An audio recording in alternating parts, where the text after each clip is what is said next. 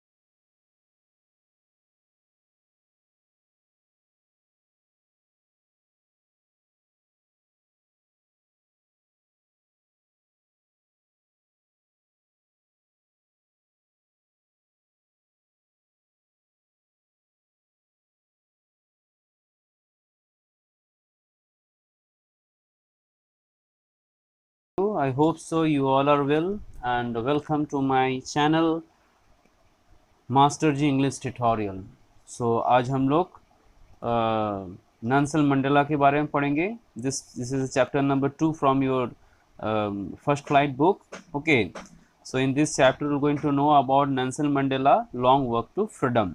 Okay, so without wasting time, so let's move to the introduction of this particular chapter so that you can get the idea that what is all about this chapter. इस chapter में हम लोग क्या पढ़ने वाले हैं और किस चीज़ के बारे में पढ़ने वाले हैं. Okay, and if you have any problem then you are very much free to ask me questions. You can comment me so that I can clear your all doubts. Okay, and it is very important, if you are new in my channel, so please like this video if you think, and please subscribe my channel. Okay, so let's start it. This chapter is an extract from autobiography. Okay, this is very important my dear, autobiography of Nelson Mandela. हम लोग इस chapter, ये जो chapter पढ़ने वाले हैं, ये जो चैप्टर है ये नेल्सन मंडेला की एक ऑटोबायोग्राफी के एक एक्सट्रैक्ट है, उसी से एक्सट्रैक्ट करके ये चैप्टर को बनाई गई है. ओके, आगे बढ़ते हैं. बॉर्न 18 जुलाई 1918. ये दिस इज इंपॉर्टेंट, ये डेट बहुत इंपॉर्टेंट है. May be in objective this question, this type of question में कम. सो इनका जो जन्म हुआ था वो 18 जुलाई 1918 में हुआ था. 18 जुलाई 1918. The first black president of South Africa. This is very important part. This I'm highlighting these particular sentences because it is very important. In this particular chapter we are going to learn about the Nelson Mandela, and Nelson Mandela was the first black president of South Africa. Okay, now excerpt from long walk to freedom include a description of the inauguration ceremony. तो अभी हम लोग इस chapter में क्या क्या पढ़ेंगे. इस चैप्टर में हम लोग सबसे पहले जो है इस बात को पढ़ेंगे कि एक इनॉग्रेशन सेरेमनी हुई थी, उसके बारे में पढ़ेंगे. साइटेशंस फॉर हिज स्पीच, उन्होंने एक स्पीच भी दिया था जिसमें उन्होंने ये बोला थे कि now after getting the new government there will be no any discrimination on the basis of colour, caste, race, age और gender. Okay, his journey to being a freedom fighter, the struggle along with a tribute to other freedom fighters and countless other peoples who fought for their freedom. तो इस chapter में हम लोग ये भी पढ़ेंगे कि उनका जो जर्नी थी फ्रीडम फाइटर की, उनके बारे में पढ़ेंगे, एंड अबाउट हिज स्ट्रगल, उन्होंने क्या जो स्ट्रगल किए थे फ्रीडम फ्रीडम पाने के लिए, अपने लिए नहीं, अपने कास्ट के लिए, अपने ब्लैक स्किन पीपल्स के लिए। ओके, एंड उन्होंने ये श्रद्धांजलि भी दी अपने फ्रीडम फाइटर्स को, और उन सारे व्यक्तियों को उन्होंने श्रद्धांजलि दी जिन्होंने साउथ अफ्रीका में ब्लैक स्किन पीपल को फ्रीडम दिलाने के लिए अपना योगदान दिए। Okay, in South Africa a brutal practice named apartheid, this is very important. Okay, this I'm highlighting this word apartheid. I know, I think so you are very much familiar with this word, you have heard this particular terms in civics and political science.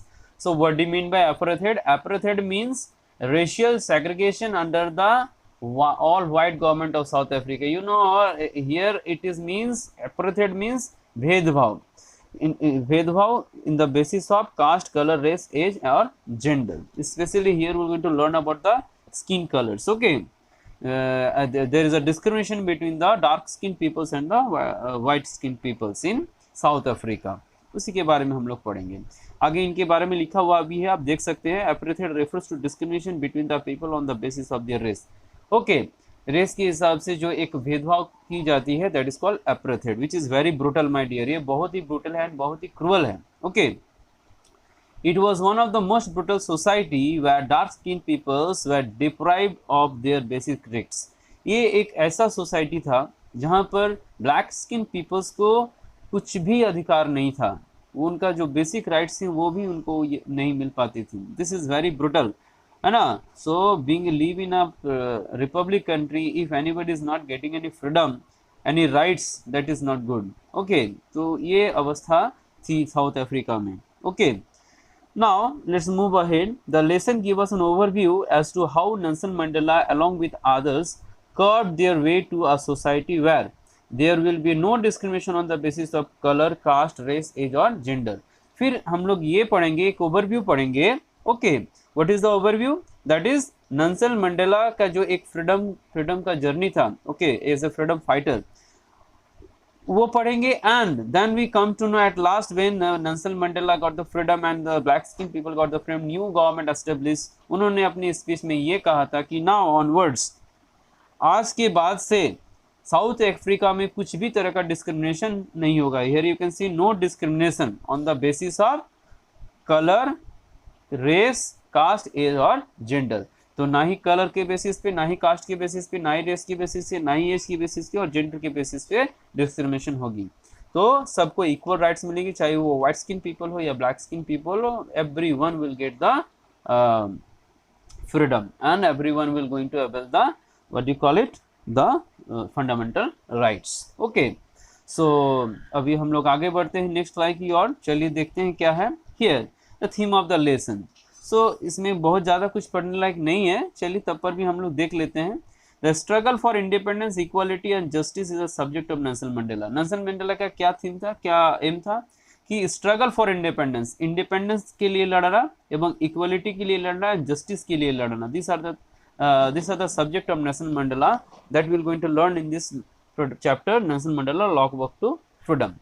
ये text book, first class का text book का chapter number 2 है। Okay, और ये जो है एक autobiography से लिया गया है, नेल्सन मंडेला का ऑटोबायोग्राफी से लिया, as a politician, as an anti apartheid revolutionary from Africa. Okay, वो एक एंटी एपरेथेड एंड पॉलिटिशियन भी रहे और एक एंटी एपरेथेड रेवोल्यूशनरी भी रहे, और साउथ अफ्रीका में इनके बारे में हम लोग जानेंगे। इस चैप्टर में उन्होंने क्या किया, इस चैप्टर में उन्होंने डिस्क्राइब किया कि वो एक पॉलिटिकल एक्टिव मेंबर थे अफ्रीकन नेशनल कांग्रेस की। Okay, African national Congress was the one of the political party at that time and he become an active member of it. Okay, उन्होंने ये भी कहा additionally, it emphasizes his 27-year incarceration for his political involvement। 27 साल उन्होंने जो struggle किया as a political involvement में, उनके बारे में इस चैप्टर में हम लोग पढ़ेंगे। his eventual release of his contributions to the nation transformed into a multi racial democracy after his release. तो वो जब जेल गए, जब south African white skin government ने उनको जेल भेज दिया क्योंकि वो अपने फ्रीडम के लिए लड़ रहे थे, तो फिर वो जब रिलीज हुए आफ्टर 27 ईयर्स, तो क्या हुआ, एक नई मल्टी रेशियल गवर्नमेंट बनी साउथ अफ्रीका में, जहाँ पर हर एक व्यक्ति को एक इक्वल स्टेटस मिली। Okay, Mandela steadfast dedications to the struggle for freedom, equality and justice is clear throughout the chapter. उनका जो डेडिकेशन रहा, ठीक है, उनका जो स्ट्रगल थ्रू फ्रीडम दिलाने के लिए, इक्वालिटी दिलाने के लिए और जस्टिस दिलाने के लिए, इसके बारे में हम लोग पूरे चैप्टर में आज पढ़ेंगे। Okay, Despite the personal sacrifice he must make, he is committed to bring about the change and creating more just a society for everyone in South Africa. उन्होंने बहुत कुछ सहा, एक पर्सनल सैक्रिफाइस भी उन्होंने दिया, लेकिन उन्होंने ये कमिट कर लिया था कि साउथ अफ्रीका को वो एक ऐसा गवर्नमेंट देंगे जहां पर कोई भी तरह का डिस्क्रिमिनेशन नहीं होगा और everyone will avail the fundamental rights. He also stresses the value of non violence and peace making achieving in this objective. और उन्होंने ये भी बोला था कि इनका जो उद्देश्य है वो एक नॉन वायलेंस तरीके से, पीसफुल तरीके से अपने ऑब्जेक्टिव को प्राप्त करना, ठीक है। So this is all about the theme of the lesson. So now we'll going to go paragraph by paragraphs, और हम पैराग्राफ के वर्ड मीनिंग को भी समझाएंगे and we'll going to explain the chapter also. So let's move ahead so that we can finish it. This one, this is the autobiography one, this is this one. Okay, this is the very first what do you call it, paragraph that is given in your book. Okay, let's learn. 10th May dawn, here I am highlighting this word dawn, means it is given here of the day begin, means 10th May there was a bright and clear weather. So 10th May, that was the 10th May. Okay, and वो जो उस दिन बहुत ही bright and clear weather था. For the first few days I had been pleasantly besieged by the dignitaries and world leaders who were coming to pay their respect for the inauguration.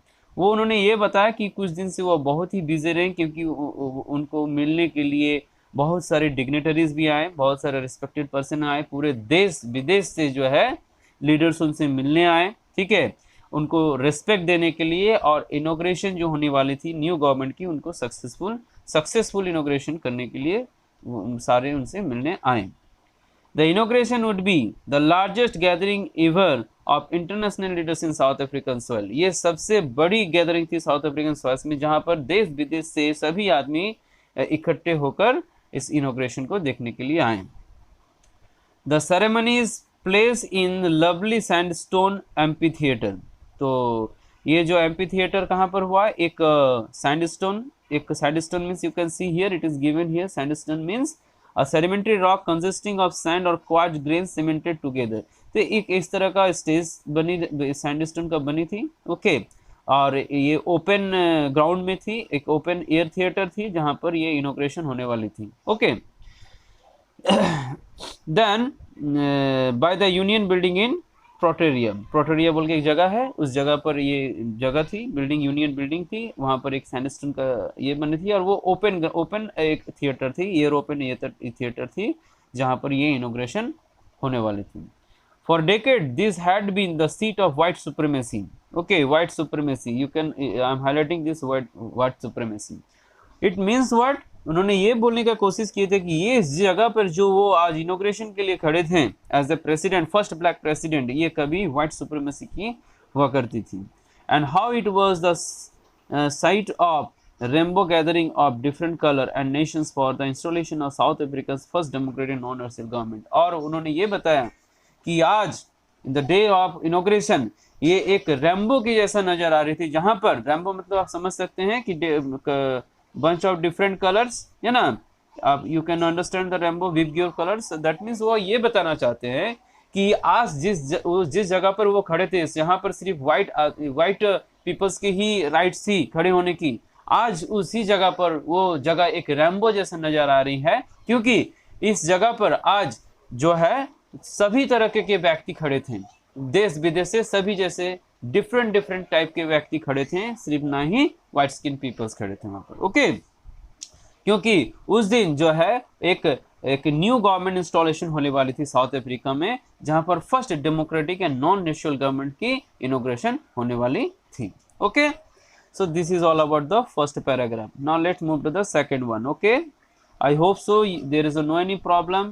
If you have any problem, then you are very much free to ask me questions. You just comment me, I will clear your all doubts. Okay, okay, now let's move to this particular slides. On that lovely autumn day, it was an autumn day. Okay, I'm highlighting this word, it was an autumn day. I was accompanied by my daughter Jenny. So this particular term is very important, I'm highlighting this. Okay, Jenny, ये जो था Jenny, this is what, ये एक इनके ये कौन थे, ये डॉटर थे, ठीक है, ये डॉटर थे इनके what you call it, Nelson Mandela की. Okay, so he was accompanied by his daughter Janani on the podium. Podium आप जानती हैं क्या होता है, एक लकड़ी का एक ढांचा होता है जहां पर माइक रखकर कोई स्पीच देते हैं. Okay, Mister de Klerk was first sworn in as second deputy president. So यहाँ पर आप देख सकते हैं, मैं इनको हाईलाइट कर देता हूँ इस वर्ड को. मिस्टर क्लर्क ये जो थे ये शपथ लिए इनके ना as a second deputy president. ठीक है, इन्होंने जो है सेकंड डेप्यूटी प्रेसिडेंट का स्वर्ण किए, मतलब शपथ लिए. Then Thabo Mbeki, okay I am highlighting word with different colour. The Thabo Mbeki was sworn in a first deputy president. और फर्स्ट डिप्यूटी प्रेसिडेंट का शपथ किन्होंने लिया, थेबो मेबेकी. आप देख सकते हैं यहाँ पर. So Mister de Klerk was first sworn as a second deputy president and Thabo Mbeki was sworn as a first deputy president. ये चीजों को आप लोग याद रखेंगे क्योंकि ये ऑब्जेक्टिव मार्क्स में क्वेश्चन आ सकती है. ओके, अगर क्वेश्चन में who was first president deputy president in South Africa, then you can have to answer is Thabo Mbeki. And if it is coming the who is the second deputy president, so you have to write Mr. D. Clark. Okay, when it was my turn, I pledged to obey and uphold the constitutions and to devote myself to the well-being of republic and its people. So जब उन दोनों ने शपथ ली, अब next time किनका शपथ लेने की बारी थी ना, मिस्टर नेल्सन मंडेला की. सो वो जब खड़े हुए उन्होंने ये बताया अपने स्पीच में कि उनका जो लाइफ है पूरे जीवन साउथ अफ्रीकन पीपल्स के लिए समर्पण है, ठीक है, समर्पित है. और वो ये बोलें कि मैं सारा जिंदगी साउथ अफ्रीका की रिपब्लिक एवं फ्रीडम देने के लिए मैं हमेशा तैयार हूँ.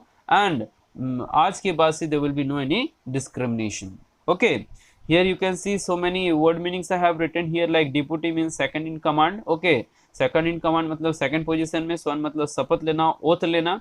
And pledge means to commit, okay, a person or organization. Okay, so ये शपथ लेना को भी हम लोग बोल सकते हैं. Okay, so this is all about the next stanza. So let's move to the next slide. चलिए अभी हम लोग इस चैप्टर को पढ़ेंगे. यहाँ पर बहुत सारे वर्ड्स है जो कि यूज हुए हैं, so उनके बारे में भी हम लोग समझेंगे. To the assemble guest, assemble मतलब जो व्यक्ति वहां पर आए हुए थे, गैदर्ड हुए थे. यहाँ पर लिखा हुआ है, you can see here, gather together in one place for a purpose. ठीक है, तो असेंबल जो भी पर्सन वहां पर असेंबल हुए थे, गैदर हुए थे, आए हुए थे. एंड वाचिंग वर्ल्ड, ये पूरे देश को देख रहे थे. आई सेड, उन्होंने ये बोला, टुडे ऑल ऑफ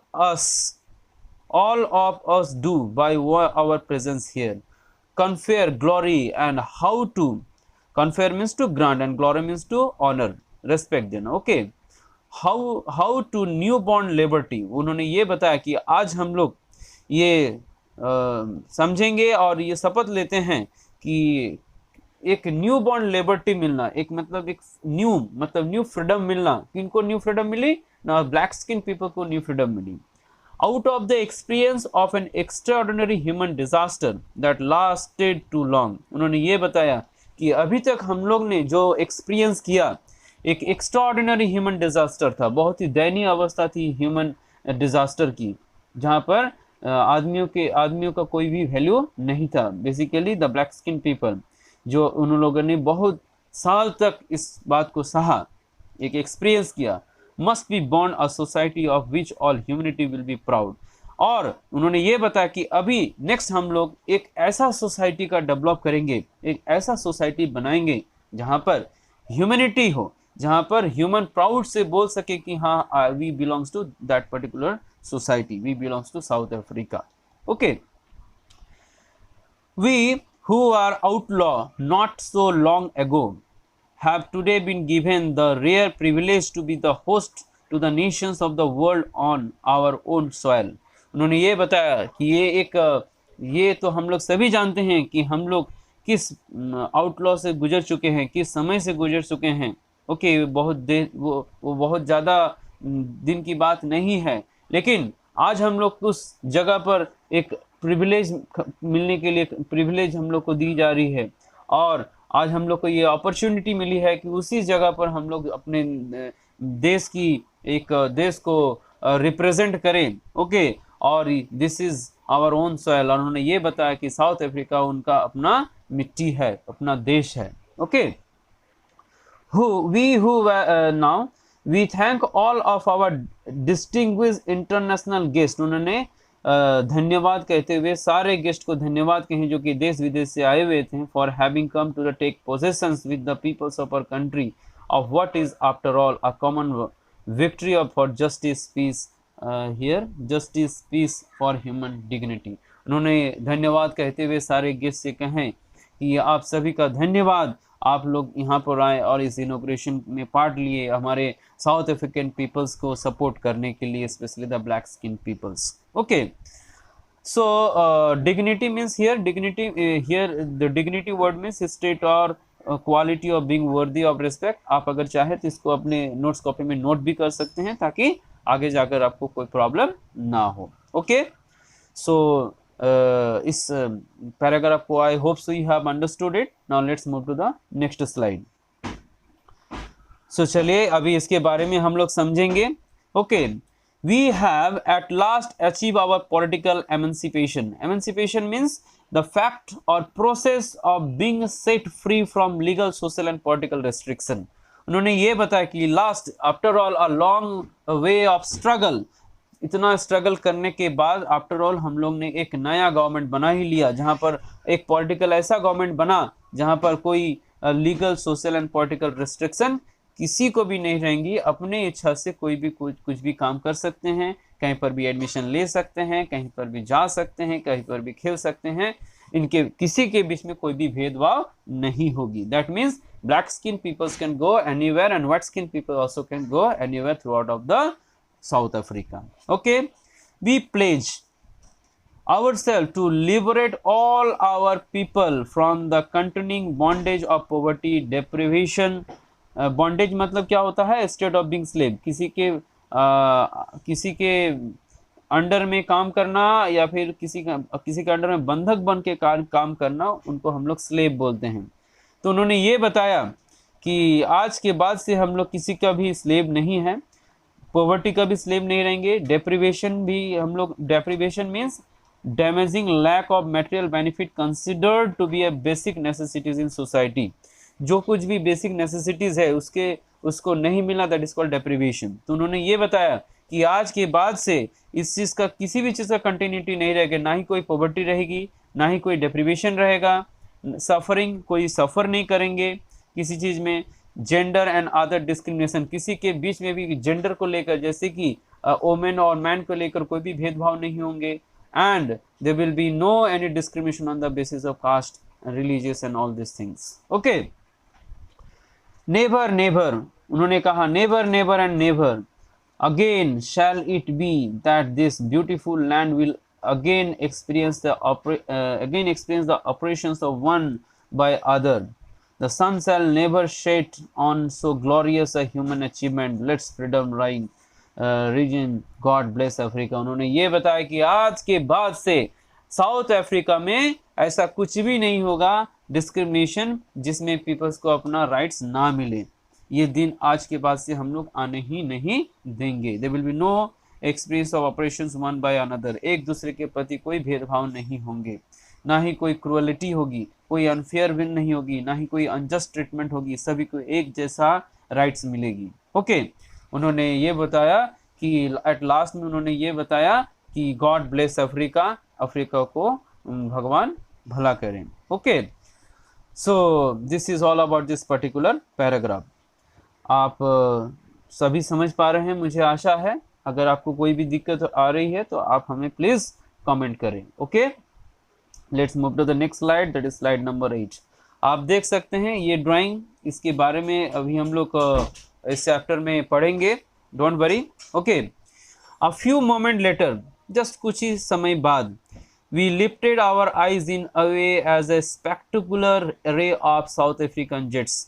कुछ ही देर बाद सभी व्यक्तियों की आंख जो है ऊपर की ओर गई, जहां पर साउथ अफ्रीकन जेट्स जो है and helicopters and troop carriers rode in perfect formation over Union Building. उस यूनियन बिल्डिंग के ऊपर ये सारे जेट्स एंड हेलीकॉप्टर्स राउंड मार रहे थे, ये दर्शाने के लिए कि now this is the new government, republic government, and there was no discrimination again. It was not only a display of pinpoint precision and a military force, but a demonstration of a military loyalty to democracy. ये सिर्फ एक tradition ही नहीं थी जहाँ पर सारे army और troops एक प्रदर्शन दे रहे थे न्यू गवर्नमेंट के। ये सिंबलाइज करती है कि now this is a new government, और ये दर्शा रही थी कि how military are loyal to democracy.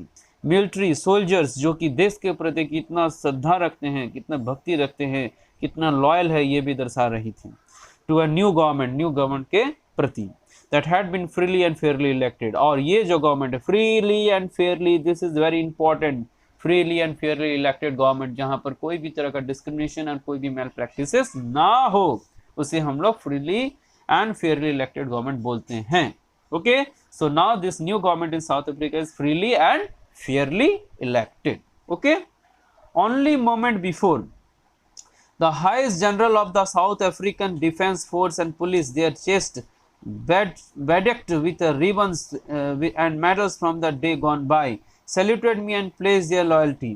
कुछ ही समय बाद अमेरिकन फोर्स पुलिस जो भी थे, जिनका कंधे पर रिबन थी, उन्होंने खड़े होकर, मेडल पहने हुए थे, उन्होंने खड़े होकर मुझे सैल्यूट किए और हमारे देश के झंडे को सैल्यूट किए, जो कि न्यू गवर्नमेंट थी।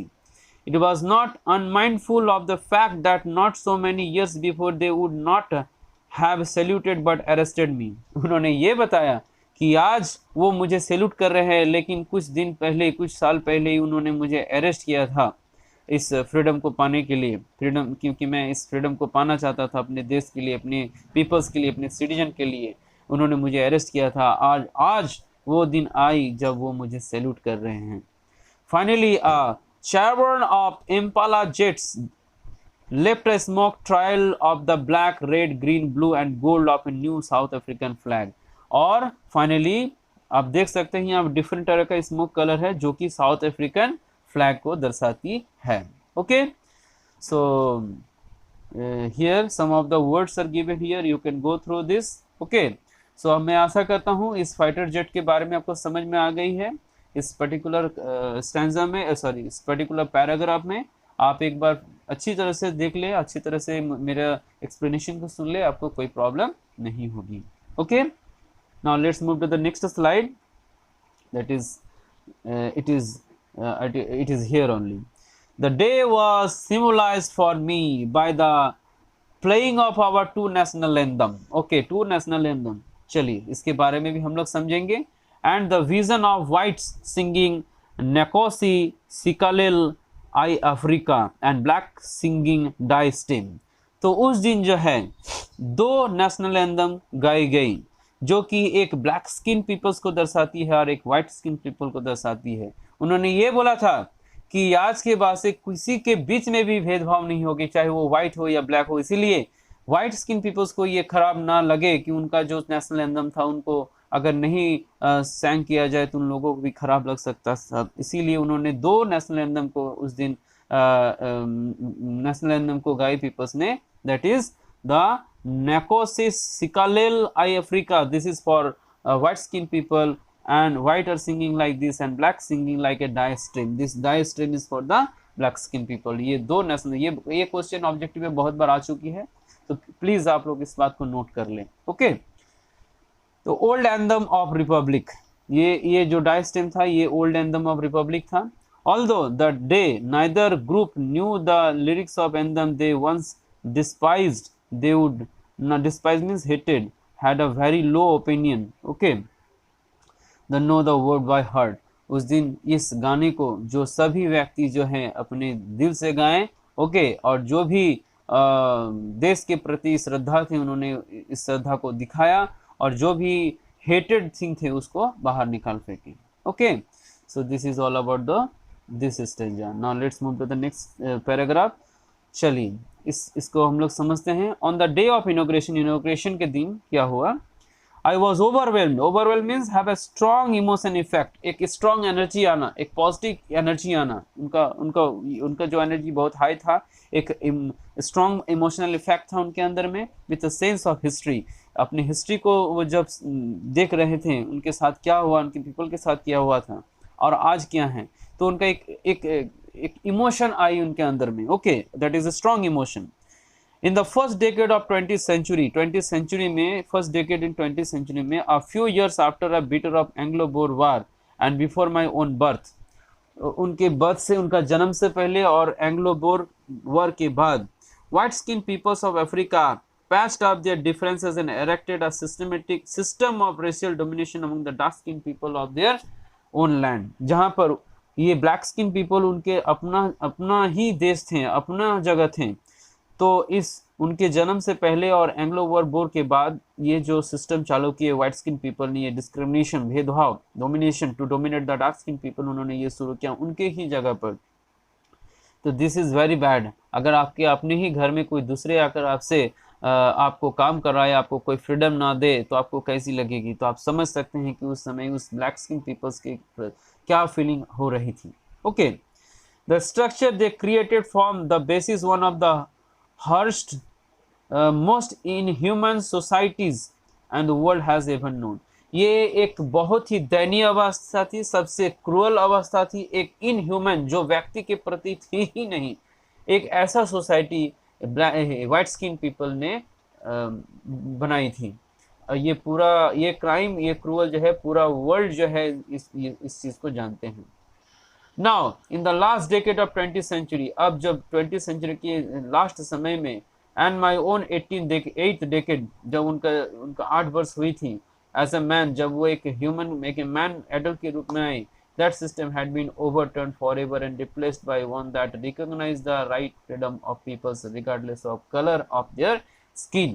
और उन्होंने ये कहा कि एक लॉन्ग टर्म के बाद, by the end of 20th century, जब वो एक एडल्ट व्यक्ति हुए, तो एक ये जो अवस्था थी ये पूर्ण तरह से विपरीत हो चुकी थी, और एक ऐसा गवर्नमेंट रिप्लेस्ड हुआ जहां पर कोई सभी व्यक्ति को एक इक्वल राइट्स एंड फ्रीडम मिलेगी, एंड पीपल्स अपने राइट्स को भी पा पाएंगे, और वहां पर कोई तरह का डिस्क्रिमिनेशन पीपल्स के बीच में नहीं रहेंगे। Okay, so this is the explanation of this chapter. If you want you can go through this particular word meanings, you can write it or you can mark it in your book also। Okay, so by this I am going to end up the first session of this chapter, and very soon I am going to upload the second part of this second explanation of this particular chapter। so अगर आप लोगों को इस chapter का अभी तक जो भी मैंने एक्सप्लेन किया अगर समझ में आई, so please subscribe and like my videos। okay, ताकि मैं और आगे आपको एजुकेशनल वीडियोस अपलोड करूं और आपको सिखा पाऊं। Okay, so thank you my dear all of you, God bless you, thank you and have a pleasant day, good bye.